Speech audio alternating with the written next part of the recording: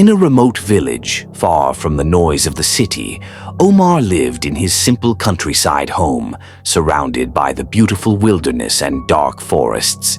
He lived peacefully, accompanied by his loyal dog, Rocky, who never left his side. But one day, things started to take a strange turn. Rocky, the brave dog who used to guard Omar and his home, began to act unusually. He seemed tired, drained, as if something was slowly stealing his energy. Brief pause, the voice becomes more suspenseful. That night was different. The wind howled fiercely, and the trees shook as if they were whispering secrets only the brave could hear. Suddenly, Omar heard a strange barking from outside. It was Rocky's bark, but not the way he knew it. Omar slowly stepped outside, looking around in the darkness. Rocky's eyes gleamed with an eerie glow, a sinister light. Omar called out to him, "Rocky, come here!" But the dog did not respond. He just stood there, breathing heavily, as if a battle was raging within him. The voice lowers, filled with tension. Then, in a split second, Rocky attacked.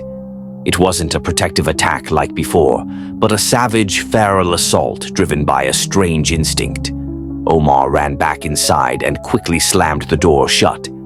Loud thuds on the door, relentless barking, and the sound of teeth trying to tear through the wood. Omar's heart pounded in his chest, his fear growing with every second. The creature outside was Rocky, but not the Rocky he knew. Brief pause, the voice grows deeper and more intense. When the noise subsided, Omar peeked through a small window that overlooked the backyard. What he saw made him freeze. Rocky's body was transforming before his eyes. His skin was falling off, his muscles decaying. But despite that, he continued moving, as if he were a creature from another world. The next day, Omar decided to leave the house. He could no longer stay in a place where familiar beings had turned into monsters.